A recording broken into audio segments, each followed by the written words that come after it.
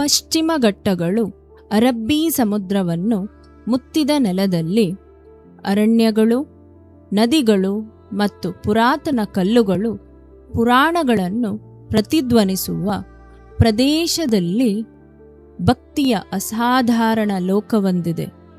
ಅದು ದಕ್ಷಿಣ ಕನ್ನಡ.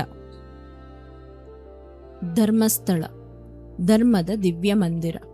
ಇಲ್ಲಿ ಶಾಂತಿ ಮತ್ತು ನ್ಯಾಯದ ನಿತ್ಯ ವಾಸಸ್ಥಳದಲ್ಲಿ ಮಹಿಮೆ ತುಂಬಿದ ಶ್ರೀ ಮಂಜುನಾಥ ಸ್ವಾಮಿ ನೆಲೆಸಿದ್ದಾನೆ. ವಿವಿಧ ಧರ್ಮಗಳು ಒಂದೇ ನಂಬಿಕೆಯಂತೆ ಸೇರಿ ಶತಮಾನಗಳಿಂದ ಸಂಪ್ರದಾಯದ ಜ್ಯೋತಿಯನ್ನು ಔನ್ನತ್ಯದಿಂದ ಕಾಪಾಡಿ ಬೆಳಗಿಸುತ್ತಿದೆ. ಇಲ್ಲಿ ಪ್ರತಿದಿನ ಸಹಸ್ರಾರು ಭಕ್ತರಿಗೆ ಪ್ರೀತಿ ಮತ್ತು ಕರುಣೆಯಿಂದ ಅನ್ನ ಸಂತರ್ಪಣೆ ನಡೆಯುತ್ತದೆ. ಏಕೆಂದರೆ ಧರ್ಮವೆಂದರೆ ಕೇವಲ ಪೂಜೆಯ ಮಾರ್ಗವಲ್ಲ, ಅದು ನಿಸ್ವಾರ್ಥ ಸೇವೆಯ ರೂಪ. ಕುಕ್ಕೆ ಸುಬ್ರಹ್ಮಣ್ಯ, ನಾಗದೇವರ ರಾಜಧಾನಿ.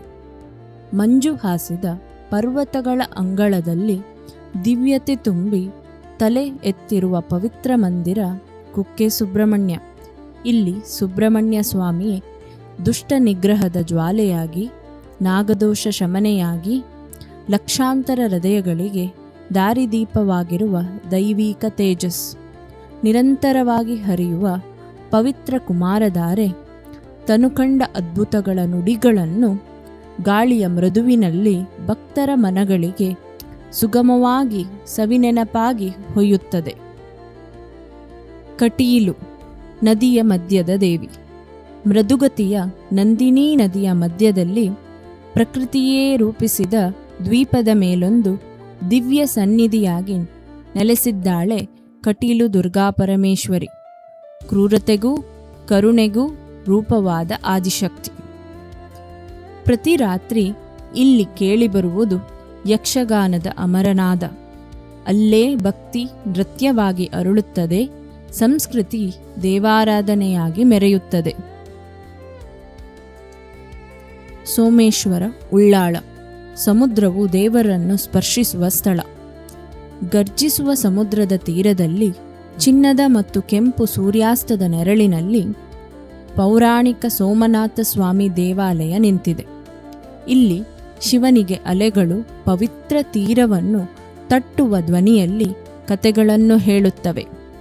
ಕಾಲವೇ ಕೆತ್ತಿದ ಈ ಪುರಾತನ ದೇವಾಲಯ ಸೂರ್ಯಾಸ್ತದ ಬೆಳಕಿನಲ್ಲಿ ಹೊಳೆಯುತ್ತಾ ಪ್ರಕೃತಿಯೇ ದೇವರ ಮುಂದೆ ನಮಿಸುವ ಸ್ಥಳ.